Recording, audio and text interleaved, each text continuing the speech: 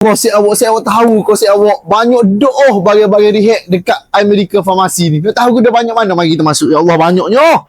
Mari kalau nak tahu bagi-bagi rehat ada katil kau nak cari wheelchair kau. Allahu akbar. Terlalu banyak abang kakak dia ni nampak. Kita dulu baru lepas restock pula. Wheelchair pun ada dekat sini. Baru-baru nampak. Nak kotak-kotak apa semua. Lagi-lagi nak menjelang bulan Ramadan Al-Mubarak dan juga nak menyambut hari raya ni. Mungkin mak ayah nak tukar wheelchair ke elektrik dulu kau. Ataupun nak cari katil supaya orang mari melawat hari raya ni nampak comel. Mari kita tunjuk katil pula. Ni katil. Ni wheelchair dah. Pusat rehat terbesar di Kelantan ni bergelewak ni. Bergelewak penuh. Barang. Jadi kalau nak katil jenis kayu sikit, kita ada juga jenis katil kayu. Baru masuk katil kita ni barang kayu dah. Ni kita ada juga pelbagai jenis katil-katil yang kita ada sini. Katil hospital kita ada jenis yang 3 function. Kita ada elektrik, macam-macam katil kita ada. Dan juga untuk wheelchair juga kita banyak sangat ada sini.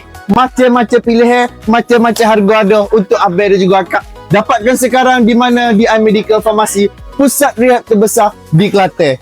Sol abang kakak.